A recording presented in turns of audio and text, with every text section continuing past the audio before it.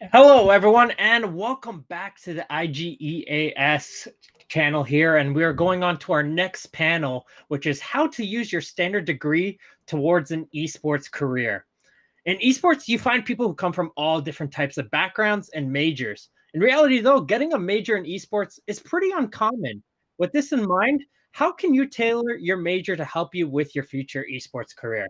My name is Martin Ohms here, and I will be the moderator here for this panel. I am the operations coordinator for Gamers Outreach Foundation, as well as I've worked with organizations such as DreamHack, ESL, HCS, and Team Reciprocity, to name a few.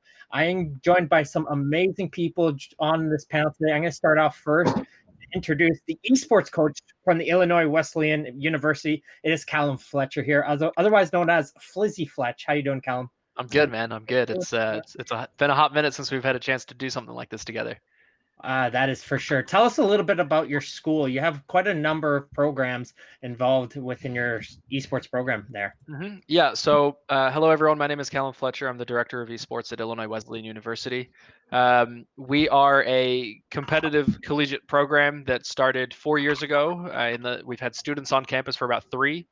In that time, we have gone through 2 esports facilities. We've just relocated into our newest, which is a 5,500 square foot standalone facility. We have 5 different games: Overwatch, Rocket League, Smash Brothers, Fortnite, and League of Legends. Multiple full-time staff and a whole variety of students that are really passionate and excited about the space. So. No, that is definitely awesome. I'm looking forward to talk a little bit more about your school and how you got that program to start later on here today.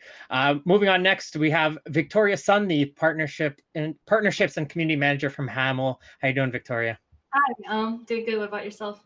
Doing great. Now tell us a little bit about Hamill. It's a very interesting and very unique program bringing into gaming. Yeah, sure. So Hamill, right now, we're a very small team of 5, and what we want to do is we want to make a positive impact within the gaming community. So what this means is we're creating tools to help make gaming more like a in-person feel, and also we want to try to aim for just making gaming less toxic and more enjoyable with each other. Awesome. That is amazing. Now moving on here, we got the product designer from RallyCry. And as a fellow charity man, this is very important to me as well. We got Kevin here. I think he's in my where on my screen? Top right there or bottom left. So Kevin, welcome here to the panel as well. What's up? So tell us a little bit about RallyCry. Yeah, so RallyCry is an early stage startup. It's me and a couple of ex-Blizzard coworkers. Still pretty early right now, but we're working on a unique technology platform that combines some of your favorite like tournament features, community features, and charity features. And we're taking a look at a bunch of different ways we can use this platform to, I guess, help people play together during quarantine with their friends and in some situations like coworkers. It's fun. Our first demo is called Company Clash. So it's basically like a competition platform for working employees. So company versus company sports for charity. But we're looking at a couple other ways to spice it up too.